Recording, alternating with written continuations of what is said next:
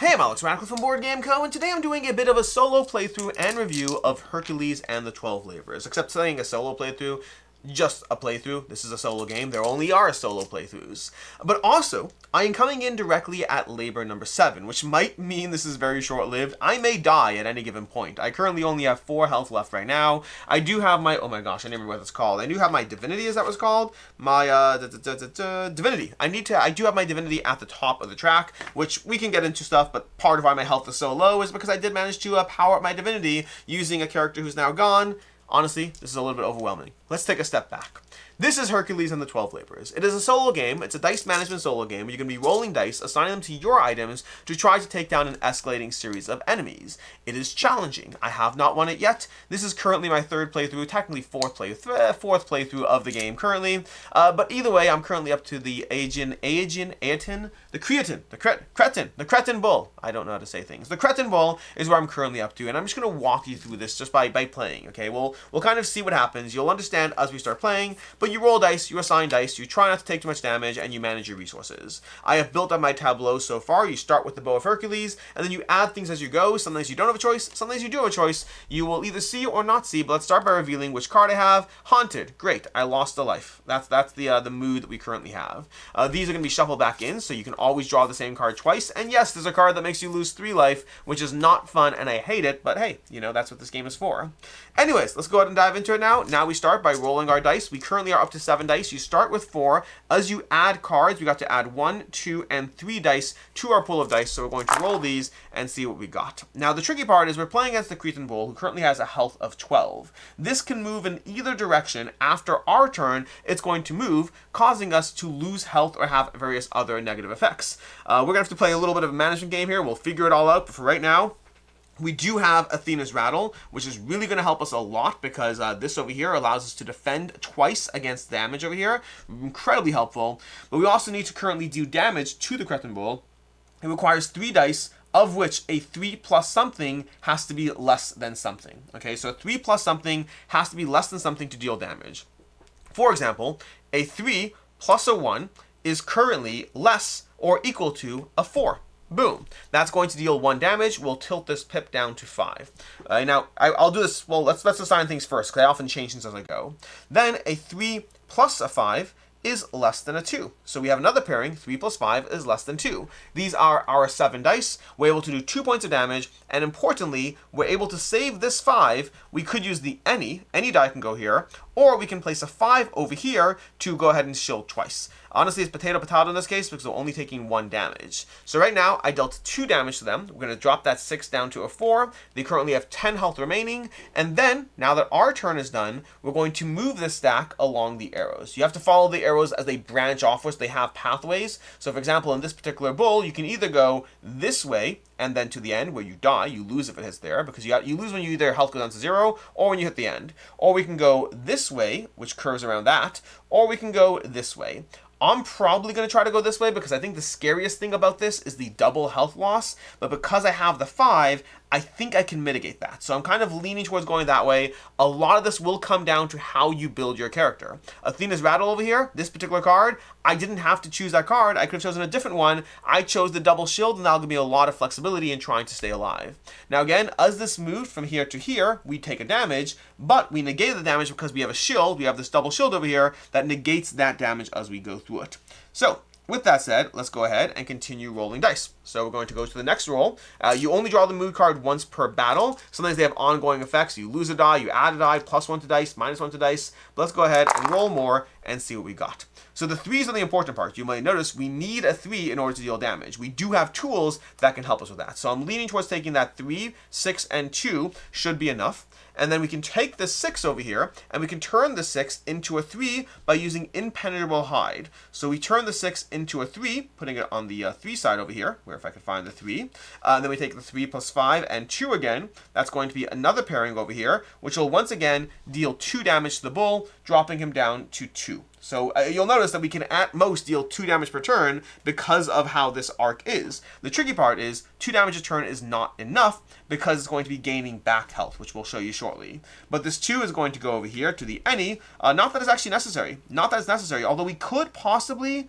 Could we deal extra damage here? I don't think we could. This lets us duplicate a die, but we need to duplicate another die on top of that, which is not going to help us right now. But we also had this over here, which could give us more flexibility. Either way, we don't need it. We have a lot of tools over here. The blue tools are used to manage your dice, and the yellow tools are used after all your dice are contributed. So that's 2 more damage. We drop it down there. It moves over here and mocks back up a pip. Now, just doing some quick math over here. If we do 2 more here, then it drops down to from 9 to 7, then up to 8, then down to 6, then down to 4, then down to 2, then down to 0. So we have a little bit of flexibility if we go this route. This route is a little shorter, which means we don't have a lot of room, but we do have enough tools that I think we can safely manage it. The tricky part is we have to take a damage over here unless we want to assign dice to both of these, which is where maybe it could be useful to duplicating a die. No, I don't think it is. I don't think it is. We're just going to keep going. We're just going to keep going over here. We're going to roll our dice moving into the next round. Now, again, right now we're not making choices. Once we resolve this, we'll be able to make a choice. So let's see how this next round goes. So we got this over here, 6, 3. We have our 3s over here, so we're good to go. Those 3s are important. I think that does mean I'm going to lean towards just taking a damage and hoping for the best. So we're going to have 6. We're going to have a 3 plus a 2. Oh, we don't have... Okay, we do have this. We do have this over here. We're going to use our 3 and turn it into a 6. So a 3, where the 6 is over here. So 3 plus 2 is less than 6, less than or equal 6. And then we have 3 plus 1. Oh, no, we need a 5 over here. We need a 5. Okay. So we use the 6 over here. We have to figure out some options. So right now, we do have this. But we do want to mitigate. We could afford to take 2 damage, but I don't want to. And we specifically need a 5 in order to do this one. Which is tricky. Doesn't leave me a lot of options. It doesn't leave me a lot of options. I can reroll up to twice over here. So I have 2 reroll spots. That's going to be a little helpful. But, yeah, I think we're going to take this over here. We're going to use this reroll spot over here. Hoping for a 5. Oh my gosh, we got a 5. You watched it happen here. We got a 5. That means we can negate 2 damage, and we have both of these. So we're going to drop him down to 7 health. Then he's going to move over here, dealing 3 damage. We're going to protect against 2, and we'll go down 1. Okay, so now we have a choice after this round of which pathway he goes. And that might depend on what we roll. The tricky part is, if he goes this pathway over here, there's less immediate damage to us, but he's going to recover 1 here and 2 here, which is scary. The 1 here is either way, I guess. But he's also going to remove a die from us, which is not cool. Removing a die gives us very little flexibility. I think we have to go this route based on our current setup. Did we get a 5? We did not get a 5. We actually don't need to worry about that. We don't need to worry about that. Did we get a 3? We did not get a 3. So we're going to place this 6 over here and turn it into a 3. Okay, now we have our 3. We have our 6. We can't do that twice, by the way. You can only use each one of these spots once. We do still have many options, though. So we're going to take this 1, and we're going to start with a reroll. Because, again, we need a 3. We're going to use our other reroll. And we got a 5. That's not helpful. So at this point, we could take a damage to make a 3. Which is an interesting decision. But it could be worthwhile. Because the other options we have is we can duplicate the 3 taking 2 damage, then we die, so that's not good. Oh, we're not taking any damage this time. Never mind, we're good. We're good to go. So I can lock this die over here. This die has to be locked, you can't use it. And that can make any other die an any. So I'm going to take that and make this into a 3. No, this is currently a 1. We'll take the 5. We'll make the 5 into a 3. Because then we have 3 and 2 is 3 and 1. 3 and 1 is less than or equal to 4. And 3 and 2 is less than or equal to 6, I mean. That means we drop down 2 more pips. So we drop down to a 5 over here, and we're good to go. We have to use this. This is a good turn to have nothing bad happening to us so we don't take damage. This will move over here, and it'll rotate back up to a 6. All right, we haven't lost any dice yet. We haven't taken any damage yet. We just have, we have time. We have time. We're going to go ahead and roll this over here. Did we get a 5? We did not get a 5. Did we get multiple 6s? We did get 6s. Do we need to not die? We do need to not die. This 5 is an essential component towards us not dying right now, so we really need to roll those dice. So we do have the 3 and the 6 over here. We're going to re-roll a 1. No, we want 1s because they're low. We'll re-roll the 4. Okay, we're going to re-roll the 4, hoping for something. Nope. We'll re-roll it again, hoping for something. We got a 5. Beautiful. I'm loving this. There's our 2 re-rolls over here. And then we're going to have a 1 and a 3, 6, and a 1 and a 3, 6. That's going to be another 2 pips downwards. It's going to drop down to 4. It's going to move over here, deal 2 damage. We shield that 2 damage. We are good to go. This is actually going better than I could have possibly hoped. We still have time for bad things to happen. Now, he is unfortunately going to subtract divinity from us, which you'll see how that plays out. And currently, we are at the luck of the odds. Let me show you how this works. So I got rid of a card earlier. This card I didn't choose. And then I had Blessing of Artemis, which allows you to combine 2 4s to get a divinity. But once I got my divinity to the top, I got rid of that when I had to get rid of a previous reward, remove one prior reward in order to do that. So you'll see this whole arc over here. But right now we did get a 5, which is actually one of the rounds that's not important. We got a 3, and we have a 6, which we can turn into a 3 using that. So we now have our 2 3s. We're going to have a 1 and a 5, a 2 and a 5, and that's going to be another 2 points of damage. So he's going to drop down to a 2, and then we're doing so good. We're doing so good. But then he's going to move over here as a 2 and give us 1 there. So we have been doing great. This Athena's Rattle has given us the tool we need to take down the Cretin Bull, and again, I didn't have to get that. Now at this point, we don't have any 3s. We don't have any 3s, but we do have time on our side. So we're going to lock a 5 over here. We're going to turn the 6 into a 3. Okay, so at this point, we should be fine. We should be fine. We're going to turn the 6 into the 3. We're going to combine the 6, the 3, and the 5, let's say. That's going to be 1 point of damage. And then from there, we might not use that combination. We'll see. But let's start by rolling a 5. So we're going to roll a 5 over here, hoping for a 3. We did not. We're going to roll a 5 again, hoping for a 3. We did not. Now, I could do things like taking damage to adjust the die up 1 or not, but I don't think I need to. I think having the 5 here as my defense is going to be good enough that I can deal 1 point of damage to him, and then watch it go down there, and I just block the defense, and I roll again. Because at this point, I don't need a 5. I just need a single 3 in this last roll, and then we should be good to go. Will I get a 3 or even a 6 for that matter, because I can turn it. A 3 and a 6 and a 2, and boom, the Cretin Bull is dead. That's going to be how a round of combat works out against when you're playing through Hercules and the 12 Labors. From there, we're going to take our rewards. We're going to look at these 2 cards. We have Wrath of Hera or Wrath of Hera. We have to remove a prior reward. And I will say that I have not used Regret much because I've been too low on health. Regret was a very cool card, but I haven't been using it. Now we're going to get an extra die, so we're going to take a die over here and add it to my pool, regardless of which one we get. This one allows us to +1 on 2 dice, and this one allows us to -1 on 1, minus or plus on 1. We could simply get rid of Bow of Hercules, because I don't want to lose health at this point. Getting rid of Bow of Hercules could be good. And what's tricky is, I actually don't know. Some of these things, and I probably could check this up over here, but a prior reward, does Bow of Hercules count as a reward? I don't actually know for sure. Is it under the reward category? We have components. Spirit Divinity Tracker, Bow of Hercules. It doesn't necessarily specify whether Hercules counts as a reward. So I'm not going to, let me see if the FAQ covers it. Dun, dun, dun. And I keep in mind I'm scrolling, so I may not. Yeah, I'm not sure. Bow of Hercules might be a reward, but I actually don't think I care. I think getting rid of Regret, this thing has been not good for my health. Speaking of my health, very often they give you health as a one-time reward. These things over here are one-time rewards. I don't get that, so I'm not going to have a one-time reward. I will get rid of Regret. You do not lose the one-time rewards, and I will take this Wrath of Hera for this double. I think the plus is more helpful, especially considering the 5s over here. I think that's, and often they have, often you want higher dice. There are times you want lower dice, often you want higher dice. So the card you don't choose goes off to the side, and then we can read our next quest. Now I will not be reading through this. You'll read a bit of a story as to like what's going on with how you got that situation, and then we can place this down. How does this place down? That's an interesting combo. I haven't seen that combo yet as far as the way those cards are oriented. Let's go ahead and place this out. So you always place on the starting values wherever you see them. So for example, I have to place a 6 over here and a 6 over here. And these are both going to be moving. And you need a 1 + 2 + 3 to get rid of a die. Wow. Wow. That's terrible.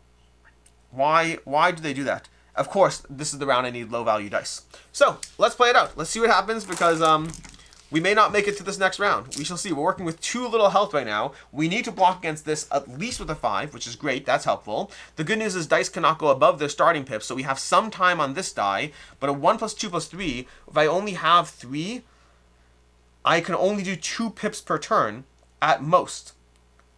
Which means I'm in trouble. I'm in trouble. And it's going to make me lose the die, which I can afford.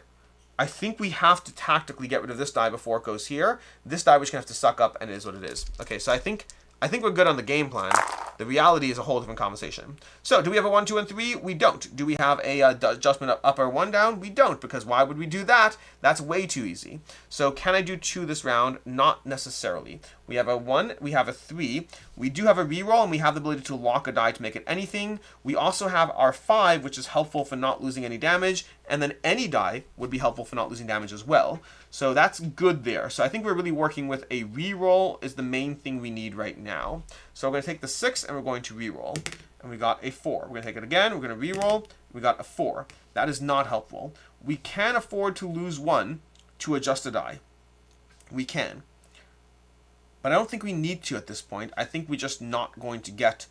We're not going to be able to get everything no matter what. So we're going to do 1 point of damage this round, which is not great. We're going to place that 4 over here. We're going to make this into a 2. So we have our 1, 2, 3. What a time to choose a low value card. And then we're going to have this one over here. So we're going to place this as our shield, which means we have 2 other dice that aren't going to do anything for us. But we did 1 point of damage over here, and we are blocking against 3.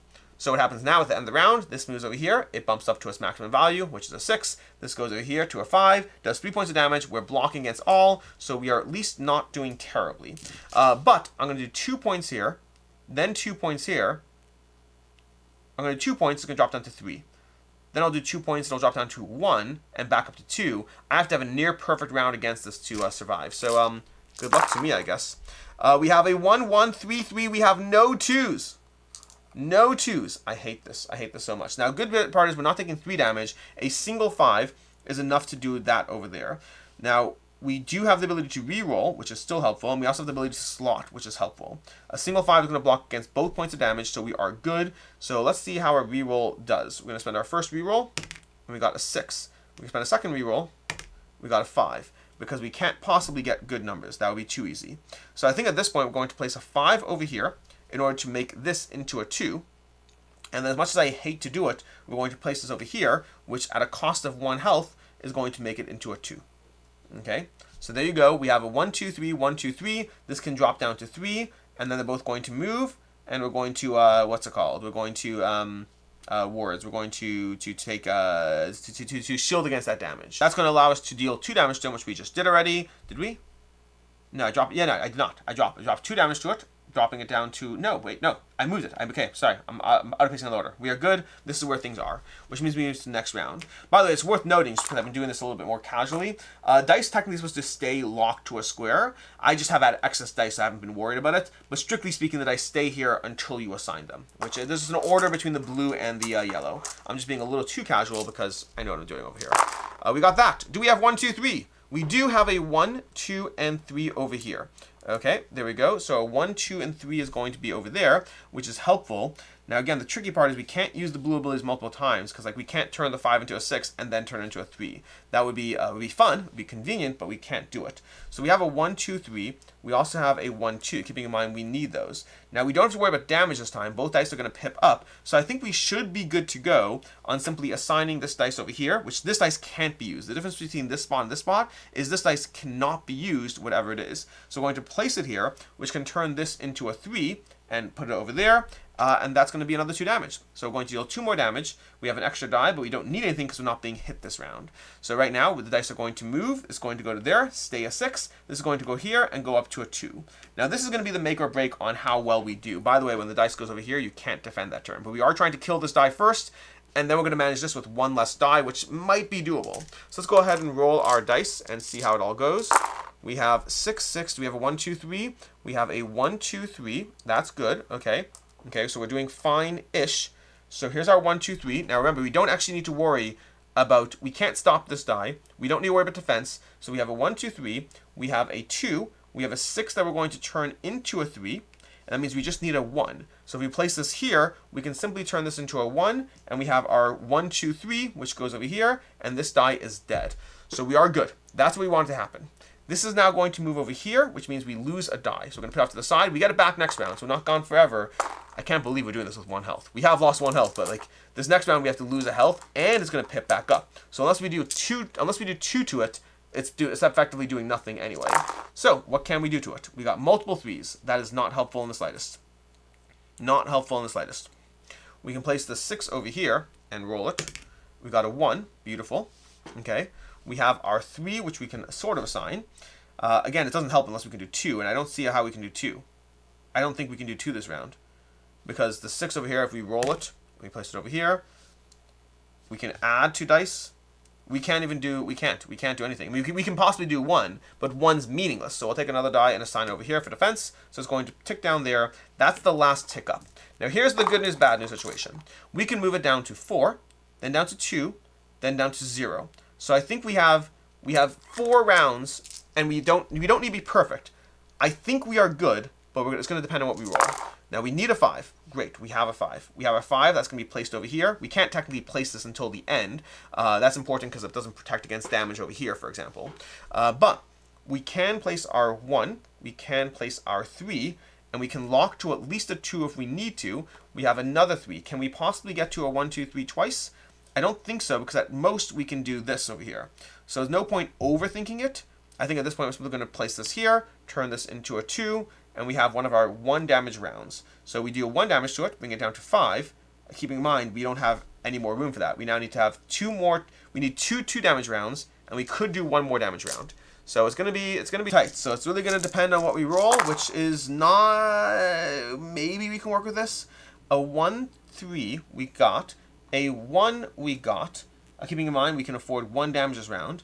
We have another 1, which is not gonna help us. Do we have a 2? We have another 3 over here because this can turn into a 3. That's gonna give us a 1, 3, which means we need to roll 2 2s to do this. Can we roll 2 2s? We also have 1 more chance to do a 1 round, which is fine, but not ideal. Let's see what we can roll. This is unlikely. We got a 5, and then we have a 1. That's not helpful. So we're going to take this over here and turn this into a 2 and place it 1, 2, 3. That's going to be 1 damage, and then it's going to go down here, and we have the extra 1 over here, which we're going to use to defend. Okay, so we're fine-ish. We just need to have 2 perfect rounds now. 2 perfect rounds. That's all we need, which is not hard at all. 2 perfect rounds, because we can do 2 damage per round. The good news is we don't need to worry about defense this round, so that makes it slightly easier. Okay, we might be able to do it. We got a 1, 3, 1, 3. Okay, that's a good starting point, because if I get a single 2 on the rerolls, then we should be fine. So we roll that. It's a 6, unfortunately. We're going to roll this over there, and it's a 2. Perfect. Great. We're going to place this here to turn this into a 2, and then we go 1, 2, 3, 1, 2, 3. That's going to bring it down to 2. It's going to pop down here, make me lose divinity. By the way, at the end of the labors, we have to have divinity at the top. That's the problem over there. And now we have 1 last round to make this all work, so it all came down to this, boys and girls. All came down to this. Let's see how many rounds we can make this through before we get to the end. See what we can get over here. We need 2, 2. We got, that's a good 1, 2, 3. 1, 2, 3. I think we got it. I don't even think we need to do anything crazy. We don't need to rely on rerolls. We have 1, 2, 3, 1, 2. Place this over here. Turn this into a 3. And boom. That's 1, 2, 3, 1, 2, 3. This dies. And we made it through another round without dying yet. Okay. Again, it's not looking good for us, but not dying yet. Let's see what we got. We got 2 health. So we're going to bump our health up 2, which is incredibly important. By the way, there was a card I did not take that would have given me extra health. I chose the defense over extra health, which I think has actually worked out well despite my incredibly low health. Anyways. Add a special mood card, Ghost of Deborah. I don't think I forgot to do a mood card. I forgot to do a mood card for this beast. This is the problem. Well, it is what it is. I don't know if it would have been bad or not. Remove mood card Enraged. So we're going to get rid of Enraged, which is, I guess, good, maybe? No, Enraged is excellent. Enraged is excellent. That's the +1 to all dice. That's terrible. So we add special mood card, Ghost of Deborah. We go up 2 health. That's automatic. May redraw the mood card. May flip a die to its opposing side. That is interesting. I'm going to go with may redraw the mood card because of the fact that at this point, we can die way too easily. And I think our dice manipulation has been decent. Okay, so we're choosing that, and we're going to keep this as our new card. So we don't lose a previous reward. We just have the ability to redraw a mood card. Let's see how this goes. All right, great. We're going to go ahead and deal with the Belt of Hippolyta over here. We have this and this. It's a 2-card thingy-majiggy. How does it go? Oh, it's going to be one of these. This is one. Oh, this is, I remember this one. You can't see it on camera. We can put it over the cards because you don't need to see all the cards. So we're going to do it like that. Okay. This is actually, I believe, is the first one I ever played against when I was demoing the game. So we're going to take our dice. We're going to place a 3. Things are not going well for us. We're going to place a 3 over there, a 3 over there, and we're going to place a 6 over here. Keeping in mind, these are all moving down the chart, which means on round 1, until we get rid of this die, we can't defend. This times that equals those 3 dice. Are you freaking kidding me? We're dead then. We're just dead. A 6, you can't get through that. We can't get through that. This game. Let's draw the mood card. Because this requires 5 dice. 5 dice, which I only have, means I can only do that once per round. 1 second, what am I missing here? That times that equals that. Let me just make sure I'm doing this correctly. Where's my rules? That one is... I just want to make sure because this is not good. A dice multiplied by a dice must be equal to the total of one or more dice. Oh, okay, we're better, we're fine. Multiplied by that equals that. Okay, I mean, it's still not great. It's still not great, but we can at least potentially see what we can do. The problem is we have no health to go by. Let's draw a mood card. Again, we can redraw the mood card, which is nice. We're going to draw the mood card, and we got Haunted. We lose 2 health. We're going to redraw the mood card, shockingly enough. Let's see how bad it goes. We made our way to the end, but barely, and we got Resolute. That's going to add a die. What a great time to get Resolute. Okay, I'm happy with that mood card card thingamajiggy. So we have that over here. We're going to put these off to the side. We're going to grab another die. This is a temporary die for just this round. And then we're going to roll. Nope, that's not a roll. We're going to roll. And let's see what we can do. So 1s are going to be very important here because 1 times 6 equals 6, for example. That's a very possible option. 2 times 3 equals 6. That's also great. So the question is, how fast can we get rid of this die? Because this first round we can defend. After that, we cannot. So we're going to do 1 times 6 equals 6, or 1 times 2 equals 2. That's going to be one option down. So we can get our first die down to nothing that way. I think we almost need to kill these dice first, though. Because if we can rapidly take these dice out, we don't have to worry about defense for too long. Can we do it? No idea, because we can do hypothetically 3 at once now. 2 and 3 equals 6. But then I would take 2 damage. Or not. Or 1 damage. Oh no. 3 times 2 equals 6. Okay, this is a good trade-off. We're doing 3 pairings. 1 times 2 equals 2. 2 times 3 equals 6. 2 times 3 equals 6. Okay, that's going to be this, which means we can kill 1 die right away. We're not doing any defense because we can't afford it, but we're only taking 1 damage now, which is fine-ish. It means we can possibly survive, because now these are going to go down, and this is going to go down, dealing 1 damage to us. Okay? If we can kill it this next round, then we're no longer taking damage on the damage tracks, and we just have to deal with this one. So that is a round. Resolute was essential there. I mean, I guess we could have defended against the first round otherwise and possibly still done it, but it would have been challenging. We're going to roll the dice over here. What can we do? We don't have 1s. That's not great. We have 2 times 3 equals 6. We need low values. That turn, I don't take the low value card. Everything's dead. We don't have any other options. We need to have basically a perfect round. We can place... The 6 is helpful right now, I think. We're going to reroll a 4. So we're going to roll a 4 over here. We got a 4. Perfect. Of course we did. We're going to reroll another 4. I don't think we're making it, boys and girls. We got a 2. All right. The 2 and the 3 can be combined with the 6. 2 and the 3 can be combined with the 6 over here. That's going to take down another pip. But then we're left with a 4, 5, and a 4. Keeping in mind that this has been locked already, so we're going to put that there for right now. A 4, 5, and a 4. Can we do anything with this? I don't believe we can. Oh, we could modify a die downwards by 1 over here, but it's still not going to be enough, because we can afford to take 1 damage.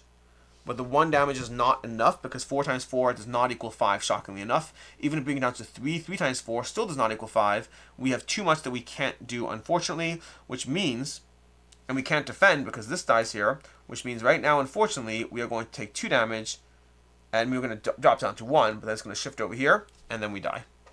And then we die. That's it. I have not won this game, in case it wasn't clear. I have not won this game.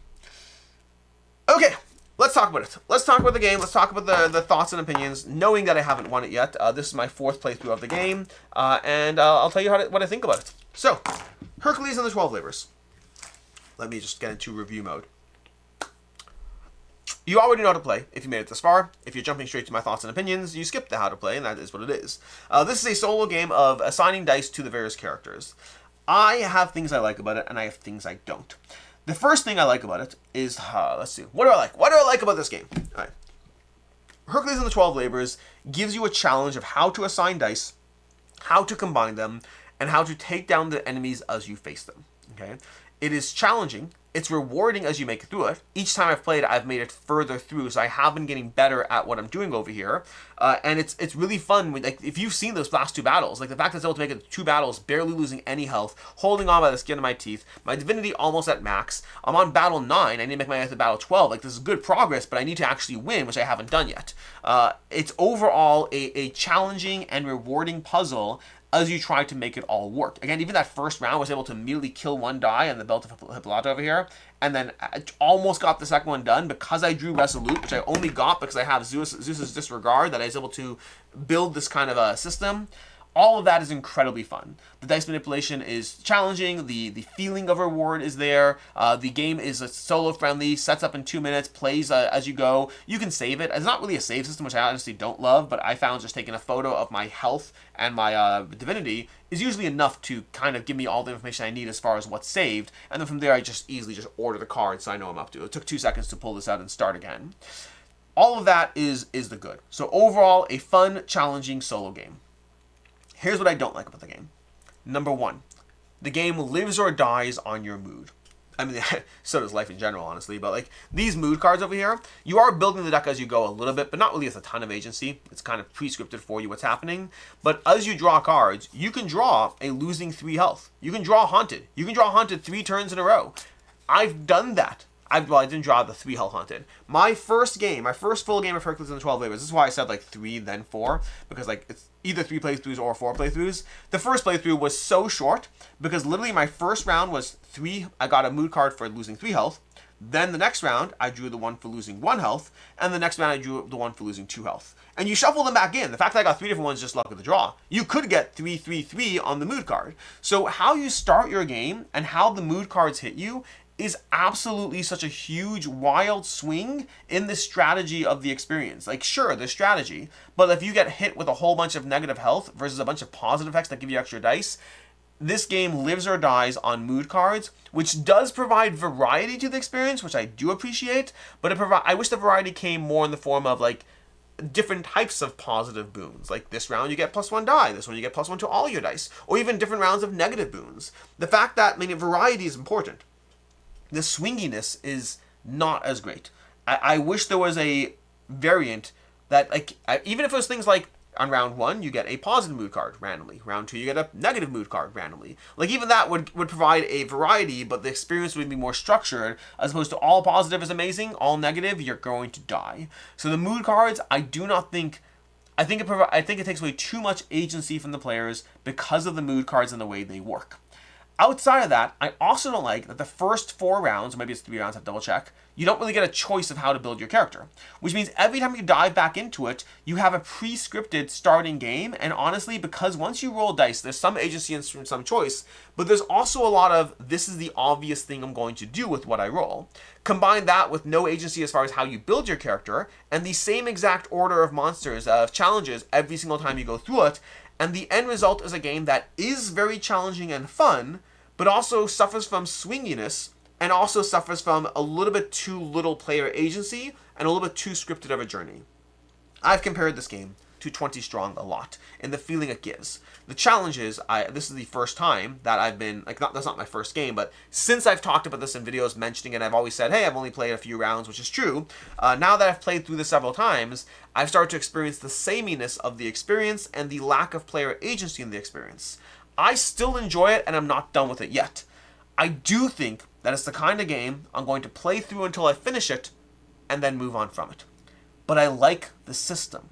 I think my biggest challenge with Hercules and the 12 Labors is I like the system, but it needs to have... Honestly, the mood cards I can deal with. I can deal with the swinginess of the mood cards. It is what it is. I'm playing a game. I lose, I win, who cares? That part, it's a critique, but it's a critique that I can live with. I think the thing I want out of this, like if they were to make Hercules and the 12 Labors 2.0, or another game using the same system, again, like 20 Strong has so many games using the same system, I would love to see player agency from the get-go, and not an incredibly structured order of who you face off against, which might involve things that are a bit more chaotic as far as how you build it. Maybe you have, 3 monsters at each level, and you have to go through 10 challenges. Yes, that means having 30 monsters. Honestly, speaking personally, these are nice. These whole, what you're doing as far as the story, it's cute. I don't think I actually need it. I read through the first few, and I was like, you know what? I'm here to play the game. I'll read the history lesson later. Not to minimize history lessons. I like it. But a lot of cards are devoted to just like, hey, what's the story with this character? So it gives you a story if you want that, but I'm kind of here for the dice challenge. So overall, where I end with Hercules and the 12 Labors, I like it a lot still. But it is repetitive. So it's a weird place for me, because if I'm ranking the experience I'm having out of it, I want to give it a 4 out of 5. But I think the fact that, to me, this is a game that I'm probably done with once I beat it, because it's a little bit too linear in how it's built out. Again, it does unlock stuff, and to be fair to the game, I should say there's a way you can jump in from any individual beast. So it doesn't force you to go through the entire arc every single time. I kind of want to because of what it is. I don't know if that's a critique on me or the game, because it's like, hey, if you want to jump in from where you died, here's a little math problem of how to figure out where you're up to and how to jump in. Which, again, is nice for those who don't want to repeat things. I like the challenge enough that I'm willing to play again from the start. I just wish there was player agency, a greater degree of player agency or how to build your character from the very, very get-go, and more monster variety as opposed to the order of who you're facing off against. So overall, I'm going to end up at a 3.5 out of 5 on this one. My final rating of this is a 3.5 out of 5, but it does come with the nuance and the caveat that the experience to me is a 4 out of 5 if you're not evaluating it on its replayability. If you're evaluating it on its, honestly, if you're not, I'm debating whether it would be a 4.5 if you weren't evaluating. No, I think it's a 4. I think it's a 4 if you're not evaluating it on its replayability. Like, if this is the kind of game you borrow a friend's copy and play through, it's a 4 to 5 experience. If I'm rating it as a whole deal, when contrasted with other games that give me similar vibes, but with more replayability, I do think I have to ding it down to a 3.5. It's one of those times that the words matter more than the individual rating, because the rating is reflecting kind of replayability versus experience. Experience is a 4, replayability is 3.5. Take what you want from that. That is my opinion of Hercules and the 12 Laborers. If you're looking for other game recommendations, if you want different dice challenges that have you doing 2 different things, check out Under Falling's guide for a dice puzzle of how to face off against a bunch of aliens slowly invading your planet. And if you want something that feels very similar to Hercules and the 12 Laborers, I think the 20 Strong system is a very similar pairing of how the games operate with a different, well, there's so many different 20 Strong. So check and pick your favorite one based off theme and jump in from there. In any case, until next time, I'm Alex Radical from Board Game Co. I hope you enjoyed this review, and as always, I hope you have a good one.